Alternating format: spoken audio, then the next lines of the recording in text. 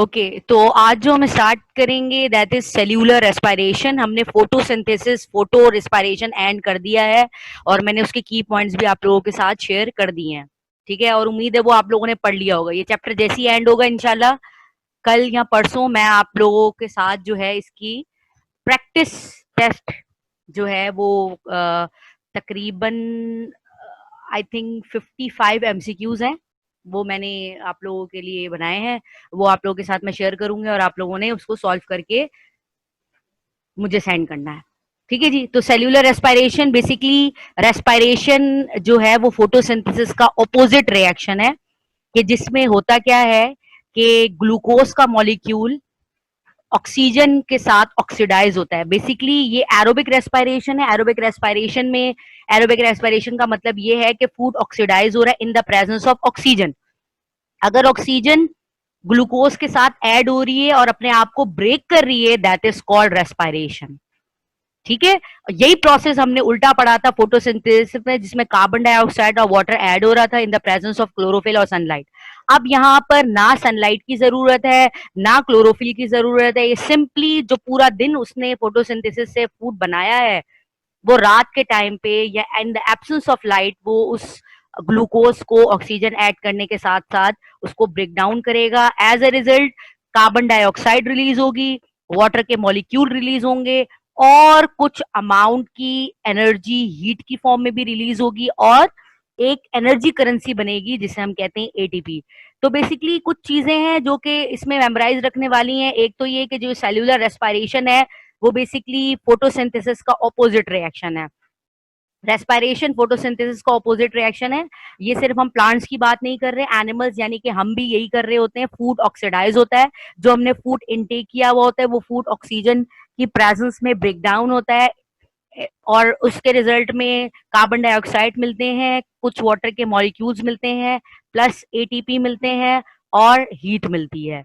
तो ये तमाम चीजें जो हैं वो रेस्पिरेशन के प्रोसेस के थ्रू होती हैं। अब एक इसका मतलब ये है कि ग्लूकोज का कंप्लीटली ऑक्सीडाइज होना जरूरी है। तो टिल एंड चैप्टर के एंड तक हम यही पढ़ेंगे कि ग्लूकोज जब एक मॉलिक्यूल ग्लूकोज का है तो वो कितने एटीपी प्रोवाइड कर रहा है। ठीक है जी। कहा यह जाता है कि एक मॉलिक्यूल जो ग्लूकोज का है वो 36 एटीपी जो है वो प्रोड्यूस करता है, सिर्फ एक मॉलिक्यूल ग्लूकोज का। तो किस तरीके से 36 करता है, क्या क्या प्रोसेस उसके अंदर इन्वॉल्व होते हैं, कौन कौन से स्टेजेस इन्वॉल्व होते हैं, वो हम इसके अंदर देखेंगे।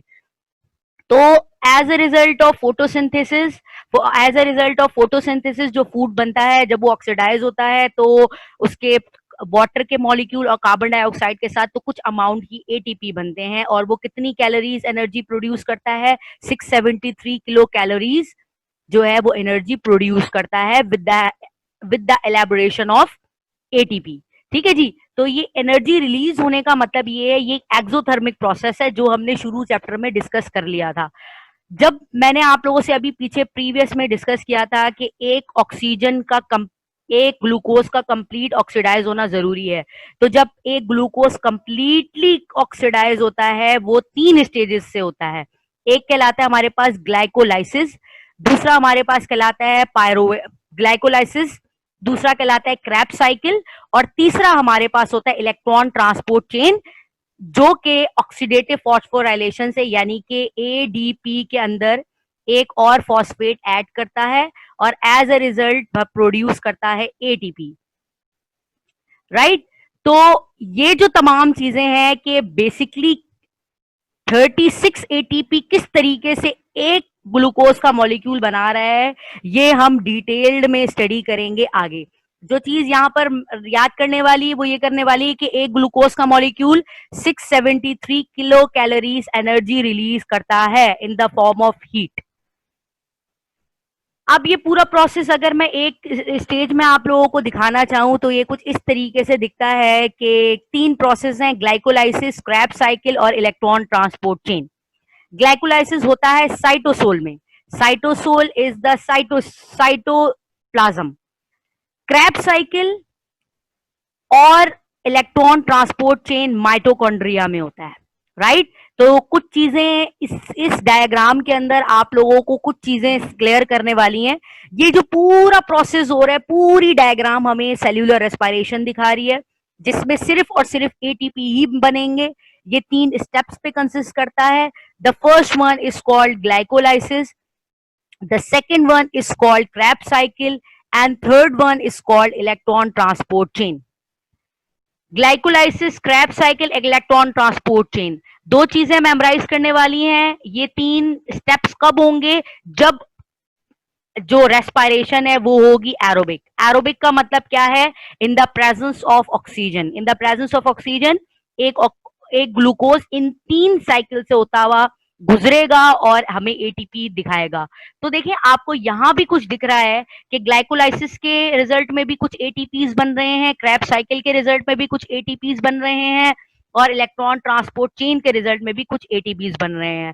तो जो हम नेट कैलकुलेशन करते हैं इन तीनों के मिला के करते हैं, जो कि हमारे पास 36 एटीपीज आते हैं।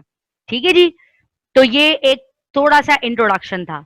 अब हम बात कर लेते हैं what do you mean bye oxidative phosphorylation. ये मैं पहले भी डिस्कस कर चुकी हूं आप लोगों के साथ, जब मैंने आप लोगों को लाइट रिएक्शन और डार्क रिएक्शन में डिस्कस कर रही थी।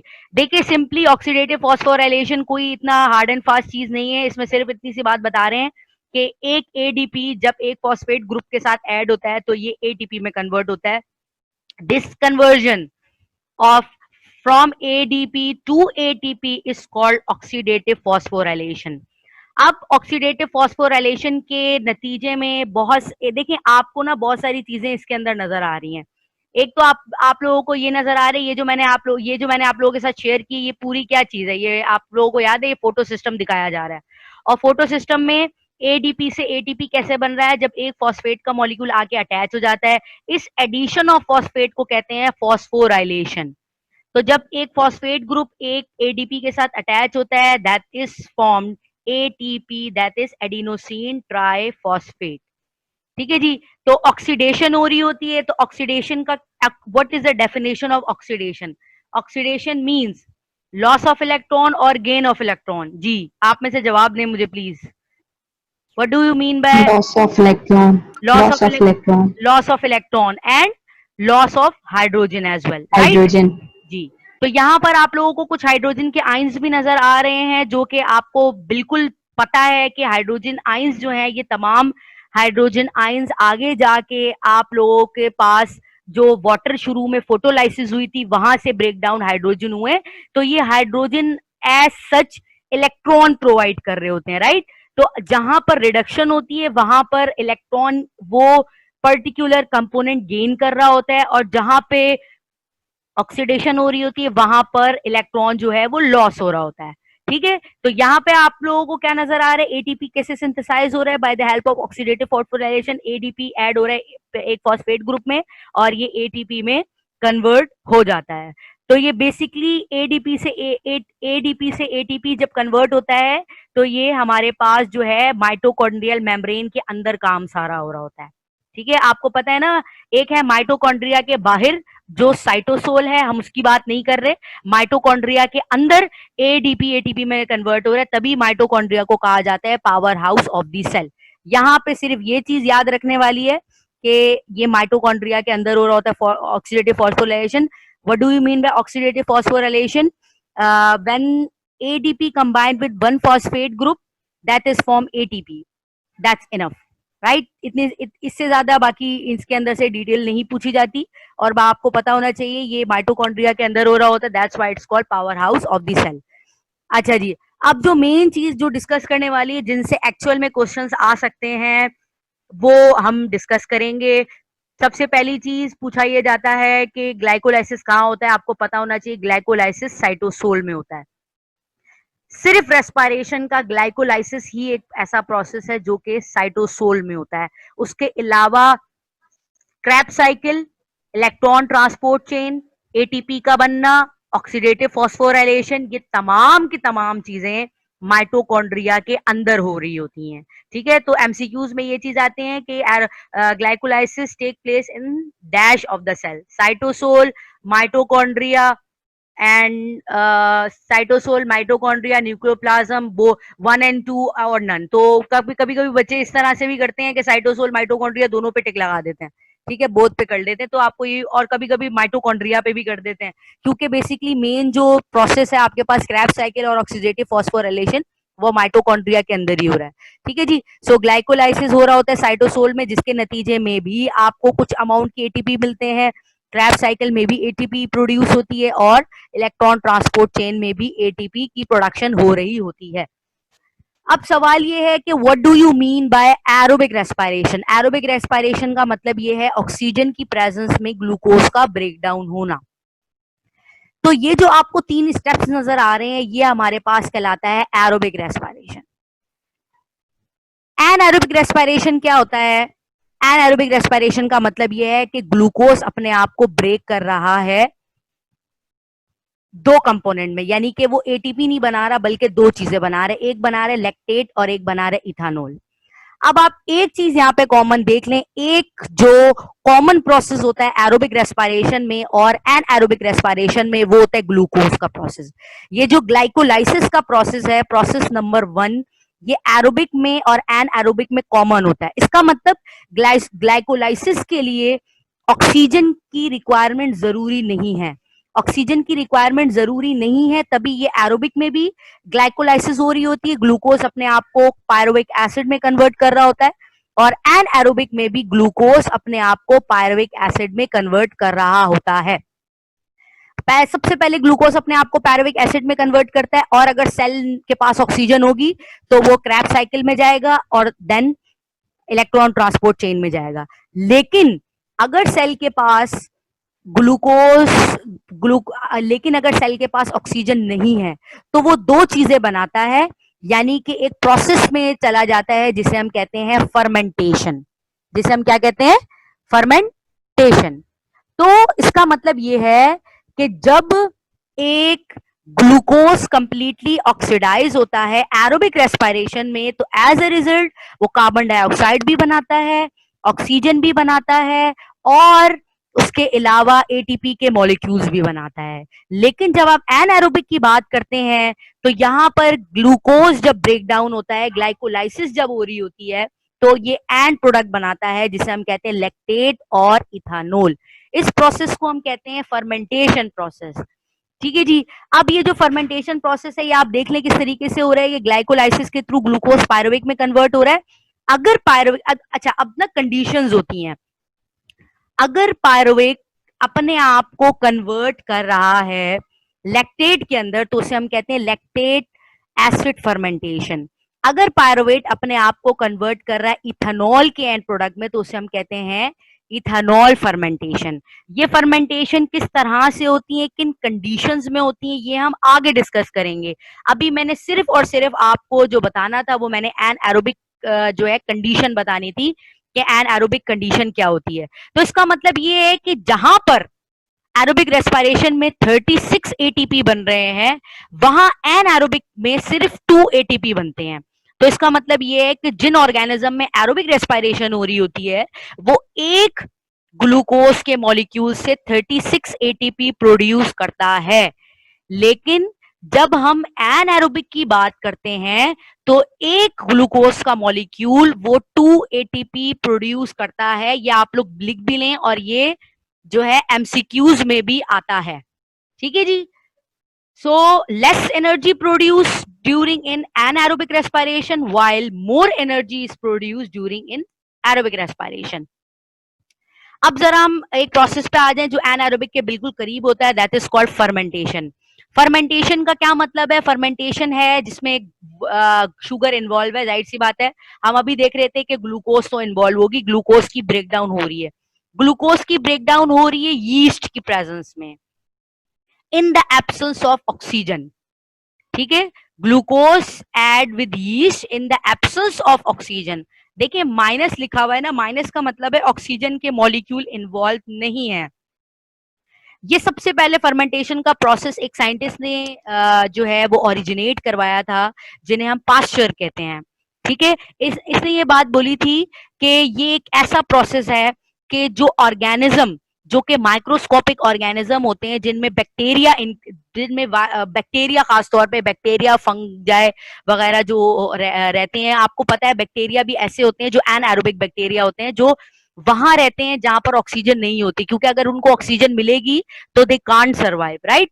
तो वो बैक्टीरिया वो ऑक्सीजन की एब्सेंस में अपने ग्लूकोज को ब्रेक डाउन करते हैं, और ग्लूकोज को किन दो चीजों में ब्रेक डाउन करते हैं, कार्बन डाइऑक्साइड में और अल्कोहल में।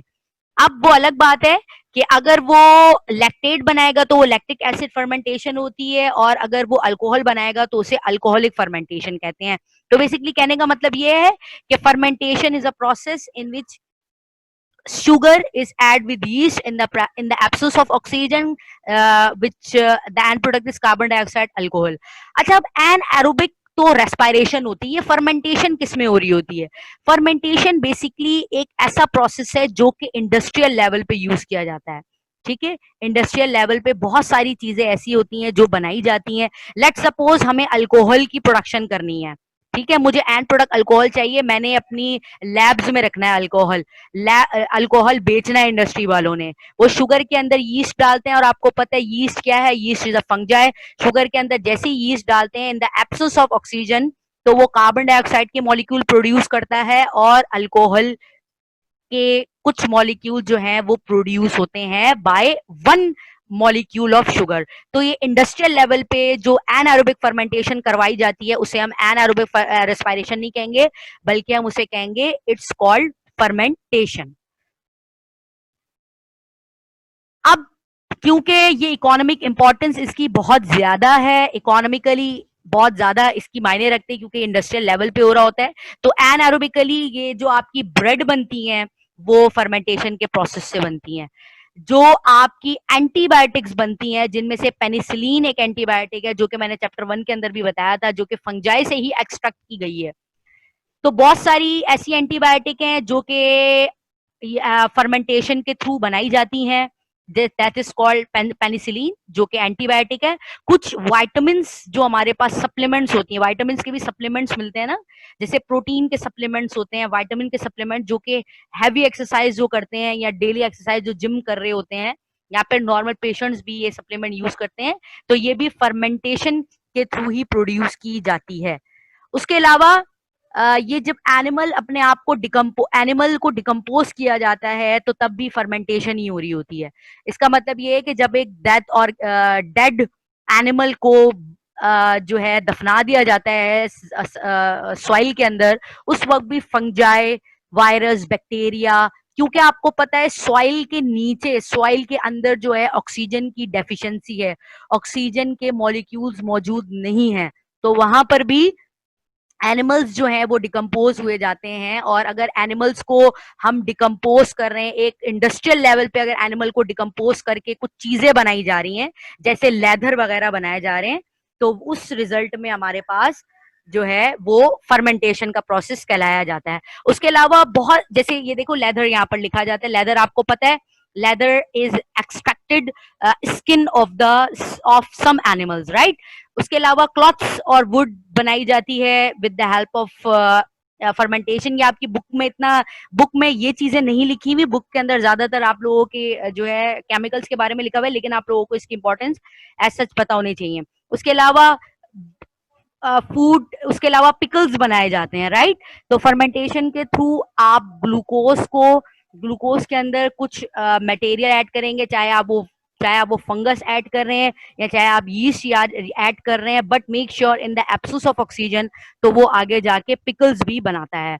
उसके अलावा ठीक है, उसके अलावा ये दो चीजें तो आप लोगों के उसकी नहीं है रिलेटेड, क्योंकि ये तो फंगजाई की इन्होंने बता दी है, जो कि इतनी ज्यादा इंपॉर्टेंट नहीं है। आपको जो मेन चीज याद पता होनी चाहिए वो आपको ये पता होनी चाहिए कि with the help of fermentation आपके जो डिफरेंट, अगर आपको कोई अल्कोहल की प्रोडक्शन करनी है, यानी कि वही जो प्रोसेस मैं आप लोगों को लास्ट टाइम बता रही थी, अगर लेट सपोज इथेनॉल चाहिए किसी को, तो वो इथेनॉल फर्मेंटेशन के थ्रू प्रोड्यूस होगा। अगर किसी को लैक्टिक एसिड चाहिए होगा तो वो फर्मेंटेशन के के थ्रू प्रोड्यूस होगा।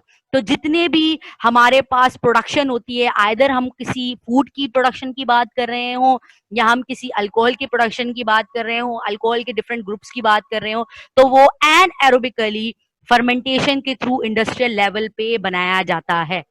पेपर में एमसीक्यूज में इसके इस तरीके से आ सकते हैं कि आपको सारी की सारी आपने थॉरली इंपॉर्टेंस पढ़ी हो, कोई भी इंपॉर्टेंस पूछ ली जाती है पॉइंट्स के, which of the following is not related with the fermentation, तो आपको पता होना चाहिए, क्योंकि अगर आप गो थ्रू एक दफा उसके इंपॉर्टेंस से होंगे तो आपको पता चल जाएगा। ज्यादा से ज्यादा जो हम योगर्ट, चीज, ब्रेड और जो है कोई भी चीज, जैसे आप पिज्जा बनाते हैं तो तब भी उसमें यीस्ट ऐड करते हैं, राइट? तो यीस्ट कैसे बनाई जाती है? यीस्ट भी फर्मेंटेशन के थ्रू ही बनाई जाती है। तो ये जो थी, ये कुछ इंपॉर्टेंट थी फर्मेंटेशन की, जो एज सच इतना पेपर में नहीं आते हैं एमसीक्यूज के लेवल पे, क्योंकि इसके अलावा और बहुत सारी चीजें जो आ सकती हैं, लेकिन हम नहीं जानते कुछ। अगर छोटी सी भी चीज पूछी जाती है तो आप उसको थॉरली उसको आप अपने दिमाग में उसके पॉइंट्स रखेंगे। अच्छा, अब आ जाते हैं मेन चीज पे। अब हम बात कर रहे हैं एरोबिक रेस्पिरेशन की। एरोबिक रेस्पिरेशन में सबसे पहले हमारे पास है glycolysis. What do you mean by glycolysis? Glycolysis two word से मिलके बना है। Glyco means glucose, lysis means break down. The break down of glucose is called glycolysis. तो मैंने पहला पॉइंट लिखा हुआ है ब्रेक डाउन ऑफ ग्लूकोज, जो आपको समझ आ गया है। फिर मैंने दूसरा पॉइंट यहाँ लिखा है, it is same part of both aerobic और एनारोबिक रेस्पिरेशन। ये एरोबिक में और एन एरोबिक रेस्पिरेशन में दोनों में सेम प्रोसेस है। यानी ग्लाइकोलाइसिस, जब ग्लूकोज अपने आप को फर्स्ट टाइम ब्रेक करता है तो उसको ऑक्सीजन की नीड है ही नहीं। अभी आप जब उसके स्टेप्स भी देखेंगे तो आपको वहां भी क्लियर समझ में आ जाएगा कि यहाँ पर ऑक्सीजन की नीड नहीं है। तो ये एरोबिक में और एन एरोबिक में दोनों में फर्स्ट सेम प्रोसेस ही होता है। ये कहाँ पे हो रहा होता है? ये हो रहा होता है सेल के साइटोसोल में, सेल के साइटोप्लाज्म के अंदर। अगर आप कंप्लीट एरोबिक रेस्पिरेशन की बात करेंगे तो एरोबिक रेस्पिरेशन के लिए ये 3 स्टेप्स लाजमी होते हैं। First glycolysis, second Krebs cycle, third electron transport chain. ठीक है जी। सबसे पहले हम ग्लूकोज को ब्रेक कर देते हैं, फिर हम देखते हैं कि एनारोबिक में जब पायरुविक आगे जाता है तो वो क्या बना देता है, और जब एरोबिक में जब उसके पास ऑक्सीजन होगी तो पायरुविक एसिड जो है वो आगे जाके कौन सी साइकिल्स में इंक्लूड होगा। तो कहने का मतलब ये है कि ग्लूकोज जो है वो अभी ऑक्सीडाइज हो रहा है और वो सबसे पहला स्टेप में इंक्लूड हुआ है, दैट इज कॉल्ड ग्लाइकोलाइसिस। अच्छा जी, एक और चीज जो यहाँ पर समझने वाली कि ये 10 स्टेप्स प्रोसेस है, राइट? ये जो है ये 10 स्टेप प्रोसेस है, तो आपको पता होना चाहिए कि ग्लाइकोलाइसिस में 10 स्टेप्स होते हैं। ठीक है जी। तो ये एमसीक्यूज के लिए भी आ सकता है आप लोगों के पास। अब ये आ जाते हैं ग्लाइकोलाइसिस के कुछ हम स्टेप्स की बात कर लेते हैं। ये आप लोगों को 10 स्टेप्स आपके सामने आ रहे हैं। ग्लूकोज अपने आप को ब्रेक करता है और ग्लूकोज 6 कार्बन कंपाउंड है और ये अपने आप को 3 कार्बन कंपाउंड में चेंज कर देता है, दो तीन तीन के बनाता है। ठीक है, तो कंफ्यूज होने वाली बात नहीं है। ग्लूकोज एक जो 6 कार्बन है, 6 अपने आप को 2 3 3 में करेगा ना, तो एक ग्लूकोज के रिजल्ट में 2 मॉलिक्यूल पायरुविक एसिड के बनते हैं। तो हम यहाँ पर अगर यहाँ लिख भी लें कि एक ग्लूकोज का जो मॉलिक्यूल है वो क्या प्रोड्यूस कर रहा है, वो 2 पायरुविक एसिड के मॉलिक्यूल प्रोड्यूस कर रहा है। और अगर एक ग्लूकोज का मॉलिक्यूल 6 कार्बन कंपाउंड पे कंसिस्ट करता है तो 2 पायरुविक एसिड मतलब 3 कार्बन के 2 हमारे पास कंपाउंड बनते हैं। ठीक है जी। अब देख लेते हैं हमारे पास कि ग्लूकोज पायरुविक एसिड में कैसे कन्वर्ट हो रहा है। सबसे पहले मैंने आपको बताया कि ये 10 स्टेप का है, तो शुरू के जो 5 स्टेप है उसमें कोई एटीपी बनती नहीं है बल्कि एटीपी यूटिलाइज होती है। ठीक है, ये first step, second, third, fourth,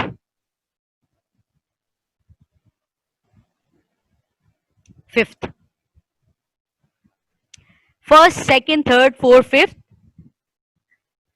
तो ये जो 5 स्टेप हैं, ग्लूकोज अपने आप को जब ग्लाइसरल्डिहाइड 3 फॉस्फेट तक कन्वर्ट करता है तब तक इसमें कोई एटीपी बन नहीं रहा बल्कि एटीपी यूटिलाइज हो रहा है।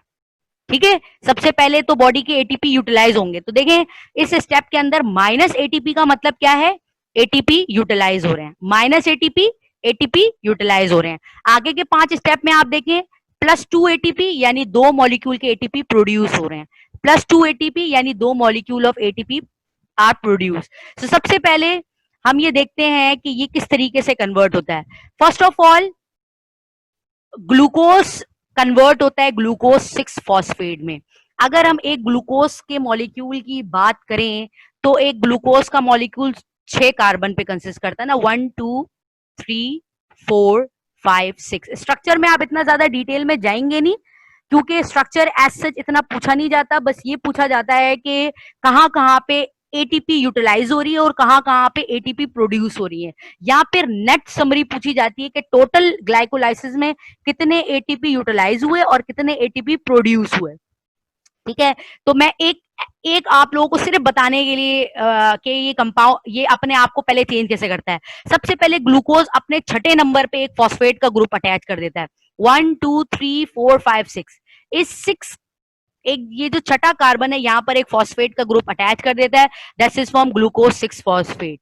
तो जब ग्लूकोज अपने आप को ग्लूकोज 6 फॉस्फेट में कन्वर्ट करते हैं तो यहाँ पे एक अदद एटीपी जो है वो क्या कर देता है, एक अदद एटीपी यूज करता है।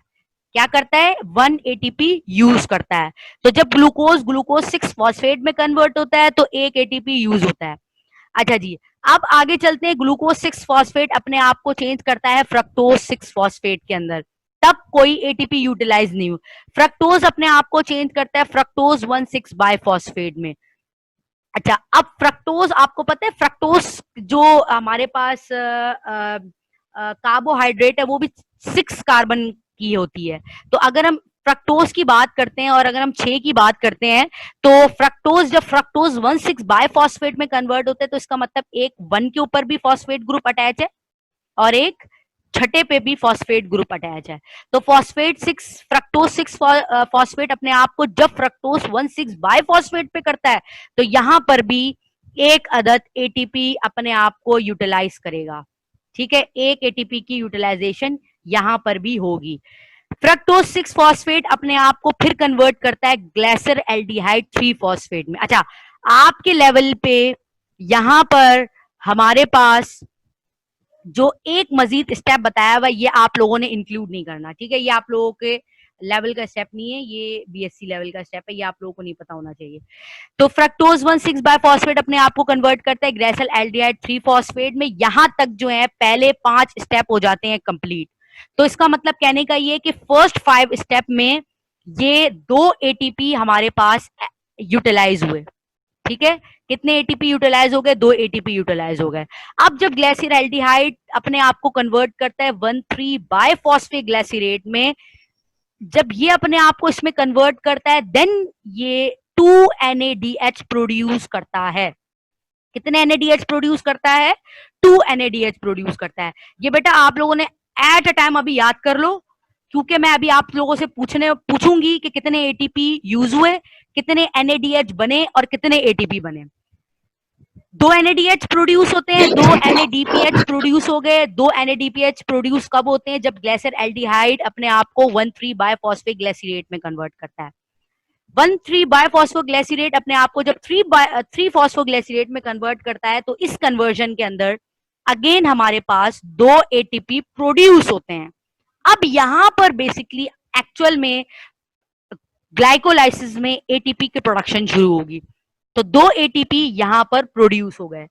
फिर 3 फॉस्फोग्लाइसरेट 2 फॉस्फोग्लाइसरेट में कन्वर्ट करता है, 2 फॉस्फोग्लाइसरेट फॉस्फोइनोल पायरुवेट में कन्वर्ट करता है और फॉस्फोइनोल पायरुवेट देन पायरुवेट में कन्वर्ट करता है। जब फॉस्फोइनोल पायरुवेट अपने आप को एक पायरुवेट में कन्वर्ट करता है यानी कि 2 पायरुवेट के मॉलिक्यूल बनाता है तो यहां पर भी ये जो है 2 एटीपी को प्रोड्यूस करता है। कितने मॉलिक्यूल प्रोड्यूस हो गए, 2 एटीपी के मॉलिक्यूल प्रोड्यूस हो गए। तो इसके अंदर जो इंपॉर्टेंट पॉइंट ऑफ व्यू है पेपर के लिए, एक तो ये कि glycolysis take place in cytosol, it is basically a 10 step process. In the 5 step the ATP is utilised and other 5 step the 4 molecule of ATP is produced with the 2 molecule of NADH। ठीक है, आपको कोई इसके steps याद नहीं करने हैं, वो आप लोग इंटरमीडिएट में कर चुके हैं। यहाँ पर क्विक आपने चीजें याद करनी है कि एटीपी कितने बन रहे हैं, नेट एटीपी कितने बन रहे हैं, कितने स्टेप्स पे कंसिस्ट होता है, और ये बेसिकली इसकी प्रेजेंस कहाँ होती है। नेट इनपुट और आउटपुट जरा हम देख लेते हैं। फर्स्ट हमारे पास जो आप लोगों के सामने दिख रहा है वो 2 एटीपी यूटिलाइज हो गए फर्स्ट 5 स्टेप में, 4 एटीपी प्रोड्यूस हुए और 2 NADH प्रोड्यूस हुए। इसका मतलब ये हुआ कि अगर उस 4 एटीपी जो प्रोड्यूस हो रहे थे उसमें से हम 2 को तो निकाल देना, क्योंकि इसका मतलब ये हम अगर टोटल की बात करेंगे तो टोटल हमारे पास 2 एटीपी प्रोड्यूस हुए और 2 NADH प्रोड्यूस हुए।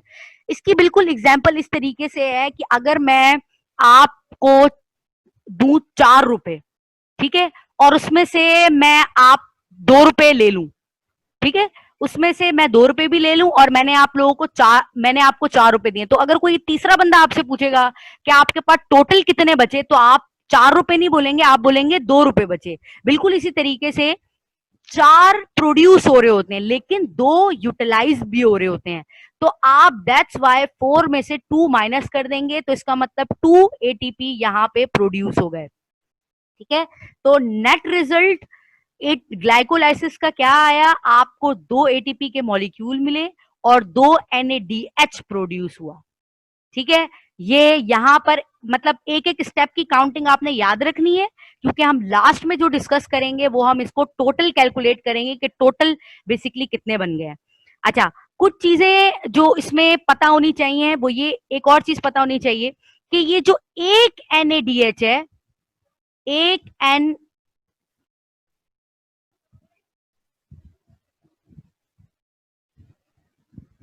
अगर हम एक NADH की बात करते हैं, 1 molecule of NADH produce 3 molecule of ATP। Yes, सो माहम आप ये बताएं कि अगर एक NADH 3 ATP के मॉलिक्यूल बना रहा है तो 2 NADH कितने ATP बनाएगा? 6। Yes, 6 ATP। तो टोटल यहां पे हो गए 2 ATP ऊपर के, तो टोटल कितने बने भाई? जी कौन बताएगा टोटल कितने बन गए ATP? इसको कैलकुलेट करें, टोटल कितने ATP बन गए? 8 ATPs। यस, 2 ATP, 6 ATP, तो टोटल कितने बन गए? टोटल ग्लाइकोलाइसिस के रिजल्ट में हमारे पास 8 ATP आ गए, right. This is the net summary of glycolysis. इसमें जो चीज याद रखने वाली है वो ये है कि 2 एक NADPH कितने ATP के बराबर होता है? 3 ATPs के इक्विवेलेंट होता है। फिर आगे जाके आप एक और को एंजाइम के बारे में पढ़ेंगे जो कि FADH2। एक FADH2 2 ATP के बराबर होता है, ये बात आप लोगों ने याद रखनी है, ये मैं आगे आप लोगों से पूछूंगी, ठीक है।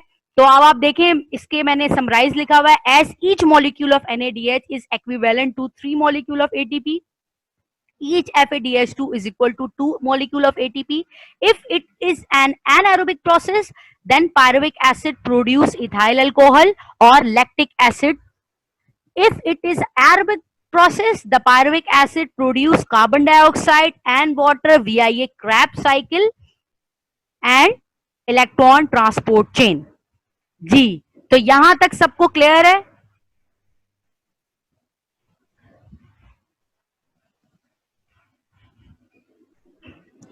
Yes ma'am. ठीक है जी, तो ये चीजें ये साथ साथ आप लोग हाईलाइट करते जाएं, लिखते जाएं बुक के अंदर, या आप अपनी कॉपी पे लिखते जाएं, क्योंकि यही चीजें जो हैं वो MCQs के अंदर पूछी जाती हैं। एक NADH 3 ATP के बराबर है, एक FADH 3 ATP के इक्विवेलेंट है। अगर हम एरोबिक की बात कर रहे हैं तो पायरुविक एसिड, जो कि पायरुविक एसिड, ये आपने ना लास्ट का याद रखना है, ठीक है, या आपने लास्ट का प्रोडक्ट याद रखना है कि लास्ट का क्या प्रोडक्ट है, ये है पायरुविक एसिड। अब ये पायरुविक एसिड आगे जाएगा, अगर एरोबिक रेस्पिरेशन होगा तो ये पायरुविक एसिड इंटर होगा क्रेब्स साइकिल में। अगर ये एनारोबिक प्रोसेस हो रहा होगा किसी ऑर्गेनिज्म में, तो ये पायरुविक एसिड फर्मेंटेशन के प्रोसेस के लिए जाएगा। ठीक है, तो इसका मतलब है पायरुविक एसिड का ब्रेक डाउन होना जरूरी है। नेक्स्ट मेन स्टेप जो होगा वो पायरुविक एसिड का ब्रेक डाउन होना होगा। ठीक है जी, इज इट क्लियर? प्रीवियस उसमें डिस्कस किया था वो हमने ग्लाइकोलाइसिस तक डिस्कस कर लिया था। अब लेट सपोज कि ये जो पायरुविक एसिड बना है ना, ये एनारोबिक ऑर्गेनिज्म में बना है। अगर ये एनारोबिक ऑर्गेनिज्म में बनेगा तो एज अ रिजल्ट इसको ऑक्सीजन मिल नहीं रही है, तो अब ये अगर आगे जाके इथानॉल बनाएगा, that is called alcoholic fermentation. बहुत सारे ऐसे ऑर्गेनिज्म होते हैं, या आप कह सकते हैं बहुत सारे प्लांट्स भी कभी कभी ऐसा होते हैं जब एनएरोबिकली प्लांट जब एनएरोबिक यानी कि उसको ऑक्सीजन नहीं मिल रहा होता और वो फूड अपना ब्रेक डाउन नहीं कर पा रहा होता, तो ग्लूकोज वो अपने आप को इथानॉल में अपने अपने ग्लूकोज को इथानॉल में कन्वर्ट कर लेता है। इथानॉल जो है वो बहुत ज्यादा टॉक्सिक है, राइट? आप ये याद रखिएगा बेटा, जितने भी फर्मेंटेशन का एंड प्रोडक्ट है, चाहे वो इथानॉल है या अल्कोहल है या लैक्टिक एसिड है, वो दोनों हमारी बॉडी के लिए फेवरेबल नहीं है। आप लोगों ने पढ़ा है ना जोलॉजी के अंदर कि जब मसल्स के अंदर लैक्टिक एसिड फर्मेंटेशन हो जाती है, तो जिसकी वजह से मसल्स जो है वो पुल हो जाते हैं, राइट? तो ये जो एबनॉर्मल कंडीशन होती है वो एनएरोबिकली एबनॉर्मल कंडीशन होती है किसी भी ऑर्गेनिज्म में, चाहे हम प्लांट्स की बात कर रहे हो या चाहे हम एनिमल्स की बात कर रहे हो, हमें एनएरोबिक रेस्पिरेशन नहीं चाहिए। एक तो ये वो टॉक्सिक केमिकल भी बना रहा है, दूसरा ये वो बहुत कम एनर्जी प्रोड्यूस कर रहा है। आप देख लें यहाँ पर सामने नजर आ रही है कि दो सिर्फ और सिर्फ जो है वो हमारे पास 2 मॉलिक्यूल ऑफ एटीपी प्रोड्यूस करता है। अब क्या होता है बेसिकली, जब वो इथेनॉल में कन्वर्ट करता है तो इसकी कुछ चेंजेस होती हैं। इसमें क्या क्या चेंजेस होती हैं? सबसे पहले ये ग्लूकोज को कन्वर्ट करेगा पायरुविक एसिड में, जो हमने पहले से डिस्कस कर लिया था। ओके सॉरी, हाँ मैं रिपीट कर देती हूँ। मैंने ये जो शुरू में बताया, मैंने ये बताया कि अब जो है ग्लाइकोलाइसिस हो चुका है, और अब लेट्स सपोज हम किसी ऐसे ऑर्गेनिज्म की बात करें जिसके अंदर एनारोबिक रेस्पिरेशन हो रही है, यानी ऑक्सीजन नहीं है, तो ग्लूकोज अपने आप को कन्वर्ट किस में करेगा? ग्लूकोज अपने आप को इथानॉल में कन्वर्ट करेगा। ग्लूकोज अपने आप को किसमें कन्वर्ट करेगा? ग्लूकोज अपने आप को कन्वर्ट करेगा इथानॉल के अंदर।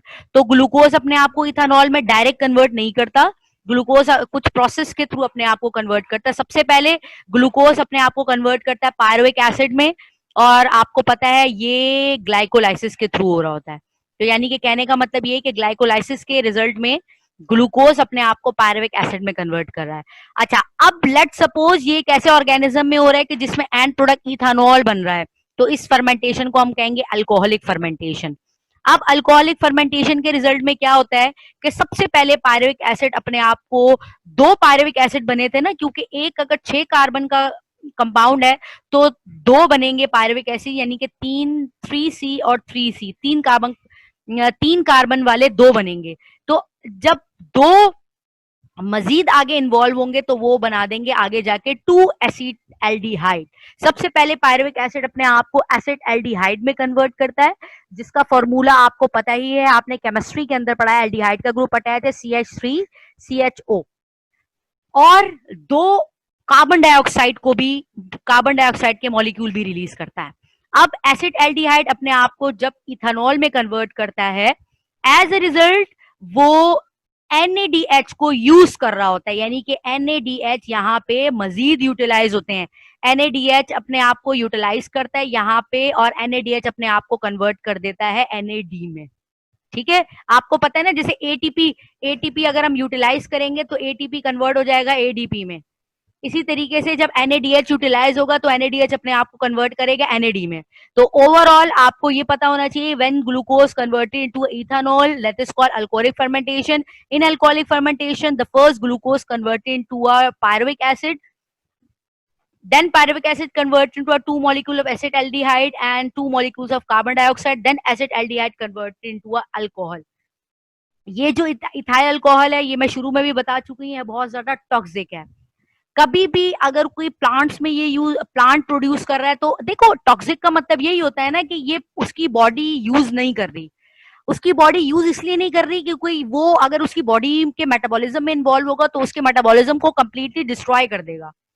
दैट्स वाई यहां पर क्या होता है कि अगर in case of anaerobic respiration होती है और इथेनॉल बन जाती है तो ये उस एनिमल्स की उस ऑर्गेनिज्म की बॉडी के अंदर टॉक्सिसिटी को ज्यादा कर देता है, पॉइजन कर देता है, राइट।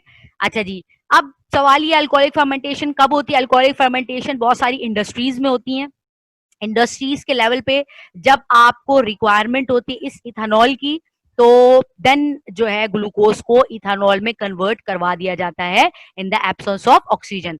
उसके लिए आपको दिख रहा है कि कोई एटीपी बन तो नहीं रहा, लेकिन यहाँ पे क्या हो रहा है कि NADH यूज हो रहा है और 2 कार्बन डाइऑक्साइड के मॉलिक्यूल यूज हो रहे हैं। तो एंड रिजल्ट अगर अल्कोहल बनता है, इथेनॉल बनता है। इथेनॉल आपको पता है इथेन अल्कोहल की बात हम कर रहे हैं, तो that is called alcoholic fermentation.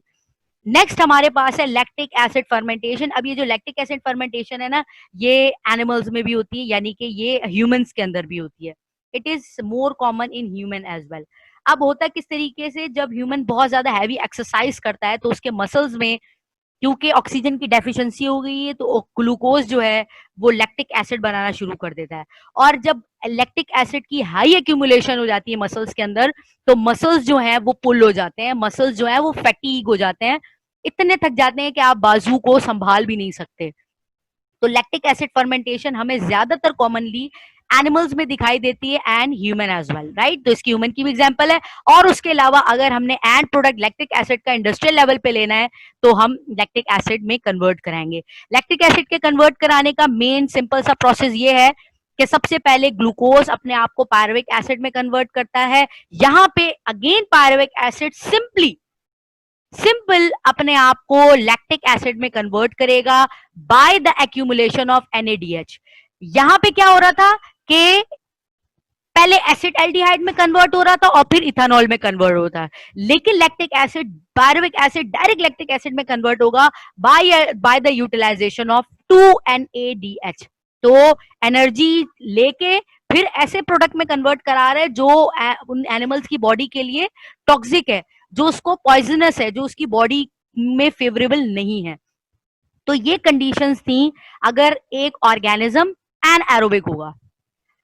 लेकिन अगर एक ऑर्गेनिज्म एरोबिक होगा तो वो मैंने आपको पहले से बताया था, वो सबसे पहले ग्लाइकोलाइसिस के थ्रू पायरुविक एसिड बनाएगा, उसके बाद क्रैब साइकिल में जाएगा और क्रैब साइकिल के बाद वो जाएगा इलेक्ट्रॉन ट्रांसपोर्ट चेन में।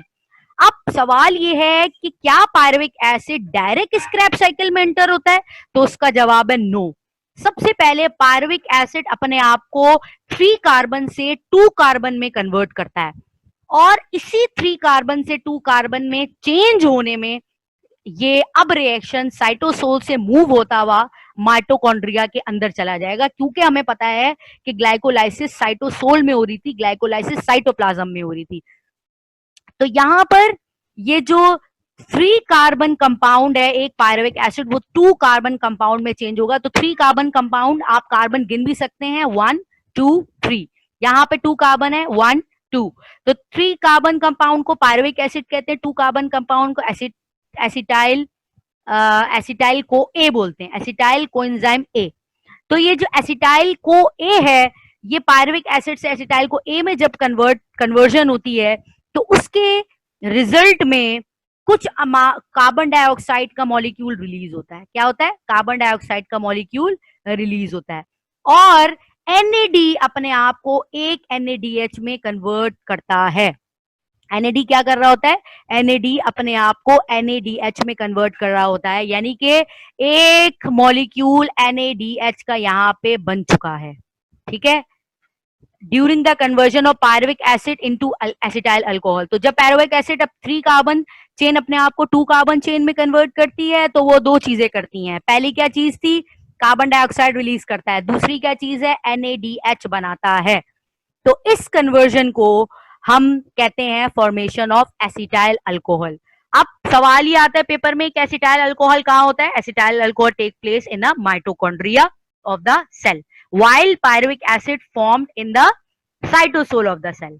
अब एसिटाइल अल्कोहल बन चुका है। अब देन ये एसिटाइल अल्कोहल क्रैप एक साइकिल में इंटर होगा जिसे हम कहते हैं क्रैप साइकिल। क्रैप साइंटिस्ट का नाम था, इसे क्रैप साइकिल भी कहते हैं और इसे सिट्रिक एसिड साइकिल भी कहते हैं। ये भी इस तरीके के आपको सिर्फ और सिर्फ इनके नाम पता होने चाहिए कि कौन सा कंपाउंड पहले कन्वर्ट हुआ। ठीक है जी, एक मैं थॉरली इसको बता देती हूँ। एसिटाइल अल्कोहल सिट्रेट में कन्वर्ट होगा, देन आइसोसिट्रेट में, देन अल्फा कीटो ग्लूटेरेट में, सुसिनाइल को ए, सुसिनेट, फ्यूमेरेट, मैलेट, ऑक्जेलेट। आपको इसके स्ट्रक्चर पे जाने की जरूरत नहीं है, स्ट्रक्चरल लेवल पे ये कोई चीज पूछी नहीं जाती है। सिर्फ ये पूछा जाता है कि कहाँ पे NADH बन रहा है, कहाँ पे FADH बन रहा है, कहाँ पे किस चीज की यूटिलाइजेशन हो रही है और कहाँ पे ATP बन रहा है। आपने जब ग्लाइकोलाइसिस पढ़ा था तो ग्लाइकोलाइसिस में सिर्फ दो चीजें बन रही थी, एक ATP और एक NAD। यहाँ पर तीन चीजें बनेंगी। तीन कौन कौन सी चीजें बनेंगी? एक तो बनेगा ATP जिससे बनना ही था, एक बनेगा other form of ATP that is called NADH, और एक बनेगा FADH। अच्छा, अब जरा मुझे ये बताएं मुकद्दस कि एक FADH कितने ATP के बराबर था?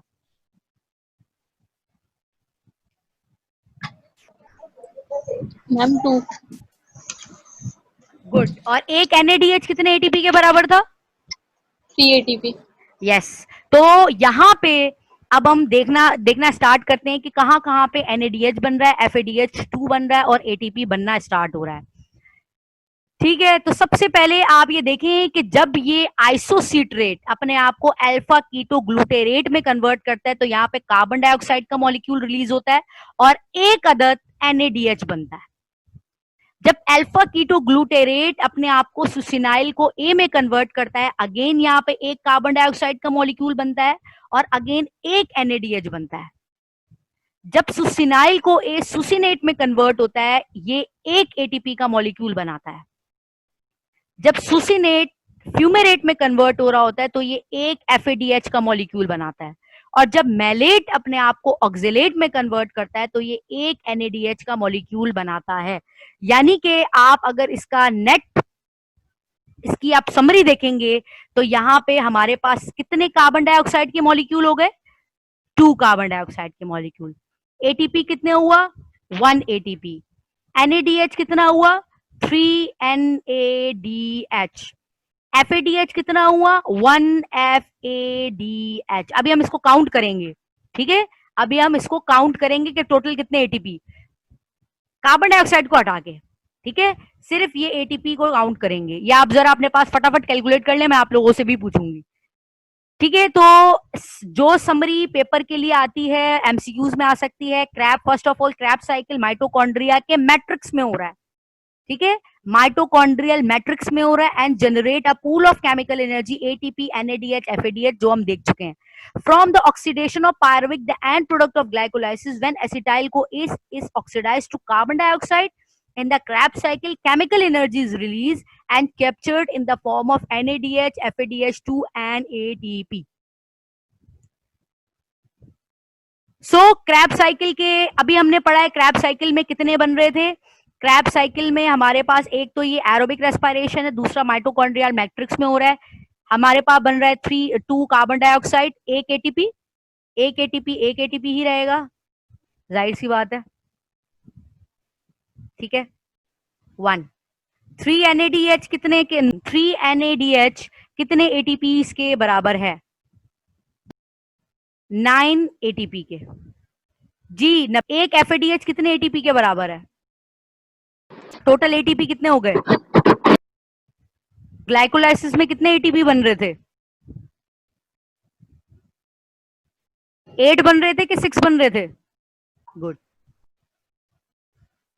8 और 12 कितने हो गए भाई? 20। ठीक है, यहाँ काउंटिंग पता होनी चाहिए। तो ये जो ये है ना गेन पर टर्न, ये आप लोगों ने याद रखनी है, ये आप लोग के MCQs के अंदर आ सकता है, ठीक है? और किस किस पॉइंट पे हो रहा है ये चीज भी आपने याद रखनी है। अगेन हम इसको देख लेते हैं क्योंकि अब हमने 2 प्रोसेस तो देख ली हैं। ग्लाइकोलाइसिस जो कि आपको सामने दिख रहा है, which take place in the cytosol of the cell, Krebs cycle in the matrix of the mitochondria, glycolysis से भी हमें ATP मिल रहे थे, that is 8, Krebs cycle से भी हमें ATP मिल रहे हैं, that is 12 ATP। ठीक है जी। अब हम तीसरे रिएक्शन में इन्वॉल्व होके इस पूरे मैं जो हूं ना आज इस पूरे रिएक्शन को ही एंड करूंगी, क्योंकि हमने मेन जो थे वो कर ही लिए हैं। ठीक है, तो ये जो तीसरा रिएक्शन में जैसी इन्वॉल्व होता है क्रैब साइकिल, अब अपने तमाम जो एनर्जीज हैं वो ट्रांसपोर्ट करेगा इलेक्ट्रॉन ट्रांसपोर्ट चेन में। तो आप लोगों को मैंने रिकॉर्डेड वीडियो भी सेंड की थी इलेक्ट्रॉन ट्रांसपोर्ट सिस्टम की या इलेक्ट्रॉन ट्रांसपोर्ट चेन की, याद है, जिसमें फोटो सिस्टम इन्वॉल्व थे। एक जो है इलेक्ट्रॉन एक्साइट जंप करके एक फोटो सिस्टम से दूसरे फोटो सिस्टम में जाता है, और दो फोटो सिस्टम के दरमियान में 3 प्रोटीन होती हैं, साइटोक्रोम, प्लास्टोकाइनोन, प्लास्टोसाइनिन। याद आया? ठीक है, आप लोग वो रिकॉर्ड वीडियो भी अगेन दे सकते हैं। देखें, मैं यहाँ पे इलेक्ट्रॉन ट्रांसपोर्ट दोबारा पढ़ाने नहीं बैठूंगी कि भाई ये पहले इलेक्ट्रॉन पहले फ्लेवोप्रोटीन से साइटोक्रोम बी में जाएगा, सी में जाएगा, ए में जाएगा, A1 में जाएगा। मैं यहाँ पे सिर्फ आपको ये बताना चाह रही हूँ कि बेसिकली इलेक्ट्रॉन ट्रांसपोर्ट चेन सिर्फ और सिर्फ जो जितने भी एटीपी, यहाँ पे कोई प्रोडक्शन नहीं हो रही है। ठीक है, मैं अगर आपको समरी दिखाऊं ना, देखिए भाई ये पूरी समरी है एक एरोबिक रेस्पिरेशन की। यहाँ पे कोई एफएडीएच इलेक्ट्रॉन ट्रांसपोर्ट चेन में नहीं बन रहा, कोई एनएडीएच इलेक्ट्रॉन ट्रांसपोर्ट चेन में नहीं बन रहा, कोई carbon dioxide electron transport chain में नहीं बन रहा, कोई एटीपी इलेक्ट्रॉन ट्रांसपोर्ट चेन में नहीं बन रहा। सिर्फ और सिर्फ ये जितने भी एटीपी वहां पर बन चुके थे उनको ये ट्रांसपोर्ट कर रहा है, उनको ये सेल, क्योंकि अब सेल का ये लास्ट इलेक्ट्रॉन ट्रांसपोर्ट, इसको क्यों कह रहे हैं, इसको इलेक्ट्रॉन ट्रांसपोर्ट इसी वजह से कह रहे हैं क्योंकि ये बेसिकली तमाम जो एंड प्रोडक्ट है जो हमारे पास ग्लाइकोलाइसिस से बना, जो हमारे पास क्रैब साइकिल से बना, वो तमाम जो एंड प्रोडक्ट हैं उनकी मेन उनको ट्रांसपोर्ट करेगा और माइटोकॉन्ड्रिया से बाहर निकालेगा। माइटोकॉन्ड्रिया से बाहर क्यों निकालेगा? उसको इस वजह से ही बाहर निकालेगा क्योंकि उसने माइटोकॉन्ड्रिया में ही एटीपी बनेगी और एटीपी यूज नहीं होगी, बल्कि उसने सेल को देना है ताकि सेल के डिफरेंट पार्ट्स में जाए, डिफरेंट ऑर्गेनेली में जाए और वहां पे वो यूटिलाइज हो सके। तो इलेक्ट्रॉन ट्रांसपोर्ट चेन में मैं ये इलेक्ट्रॉन ट्रांसपोर्ट चेन बेसिकली आपको अगर मैं एक उसके अंदर बताऊं तो ये इसके अंदर सिर्फ और सिर्फ जो है 6 स्टेप्स बताए जाते हैं, और इन 6 स्टेप्स में सिर्फ ये बताया जाता है कि वो मूवमेंट कैसे हो रही है, एक इलेक्ट्रॉन जंप करके दूसरे इलेक्ट्रॉन में किस तरीके से जा रहा है। सबसे पहले जो प्रोटीन है वो है flavoprotein, then cytochrome B, then cytochrome C, then cytochrome A, then cytochrome A3।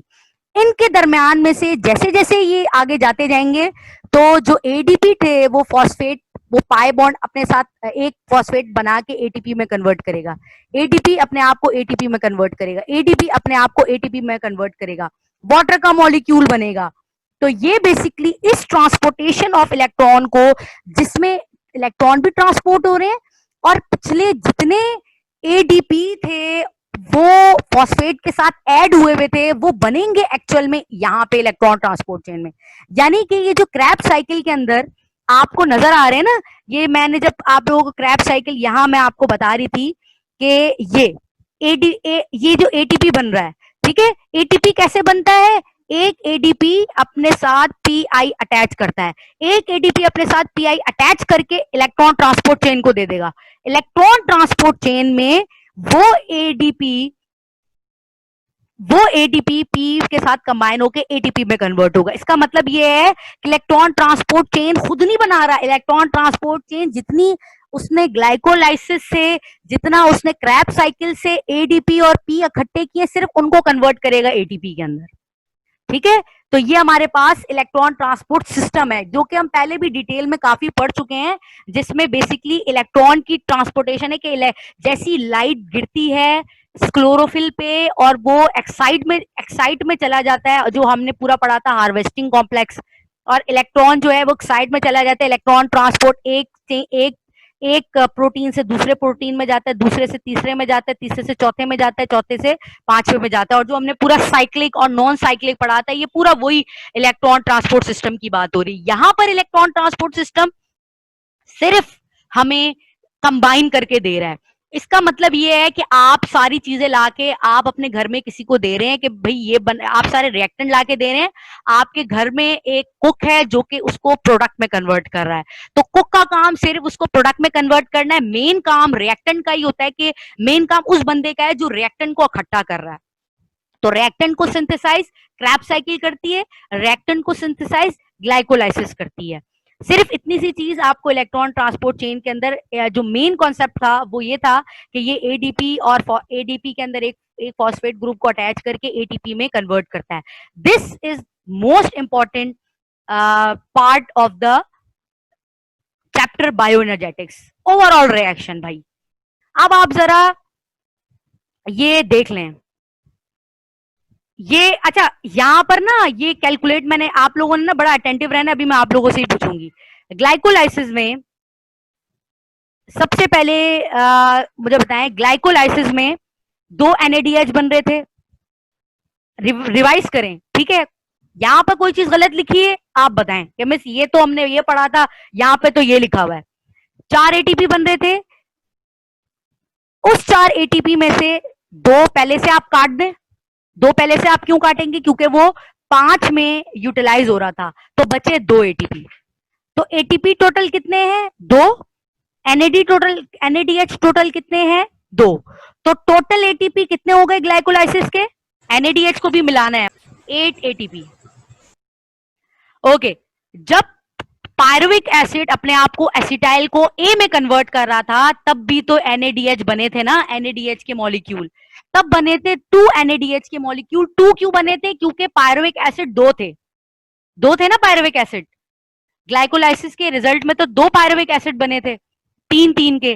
तो ए जब 2 पायरुविक एसिड 2 बार एसिटाइल को ए में कन्वर्ट होगा तो 2 NADH बनाएगा। तो अगर 2 NADH है तो यहां पे टोटल ATP कितने बने ये बताएं मुझे। पायरुविक एसिड जब अपने आप को एसिटाइल को ए में कन्वर्ट करता है तो टोटल कितने एटीपी बनते हैं? 2 NADH कितने एटीपी के बराबर है? 6 ATP। गुड। अच्छा, क्रैब साइकिल में 2 FADH बन रहे हैं, 6 NADH बन रहे थे, 6 कार्बन डाइऑक्साइड। अच्छा, कार्बन डाइऑक्साइड को तो काउंट नहीं करना क्योंकि हमने एटीपी को कैलकुलेट कर रहे हैं ना, कार्बन डाइऑक्साइड की जरूरत नहीं है। और 2 ATP बन रहे थे। तो मुझे ये काउंट करके बताएं कि क्रैब साइकिल में कितने ATP बने?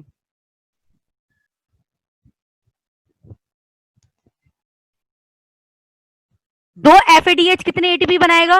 4 ATP बनाएगा। NADH कितने बनाएगा? 6। 6 NADH कितने ATP के बराबर है?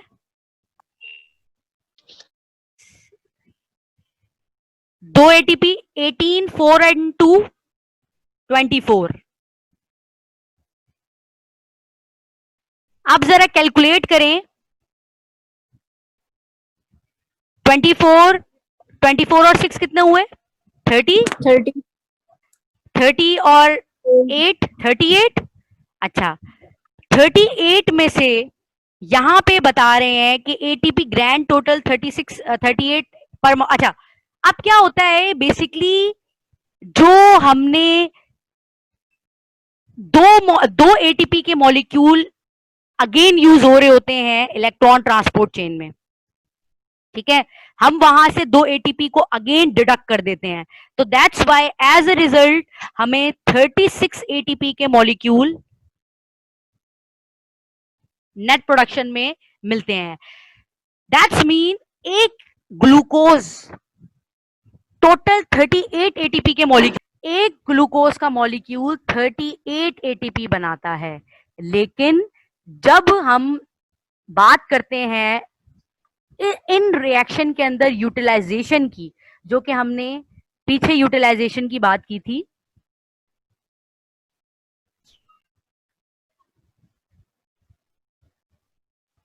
ग्लाइकोलिसिस में, जिसमें ऑलरेडी 2 एटीपी थे और 2 NADH थे। अच्छा अच्छा जी, दूसरी बात एक ये होती है कि कहीं कहीं पर NADH 2.5 के इक्वल भी होता है, जैसे ये है ना, एक NADH 1 NADH, ठीक है? कहीं कहीं पर NADH 2.5 के इक्वल भी होता है। और जो रिसेंट उसकी बात कर रहे हैं वो NADH को 3 के इक्वल भी करते हैं। समझ आ रहा है? तो इससे भी कुछ हमारा नेट जो ATP होता है ना उसके अंदर आगे पीछे हो जाता है।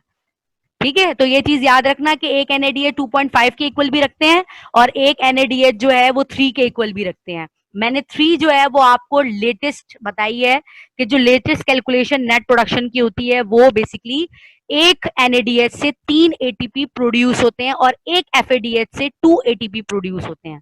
तो जब हम यहाँ पे एंड प्रोडक्शन की बात करते हैं, जब हम नेट रिजल्ट की बात करते हैं, तो यहाँ पे जो नेट कैलकुलेशन हमें मिलती है वो नेट कैलकुलेशन बेसिकली हमारे पास होती है 38 मॉलिक्यूल ऑफ ATP।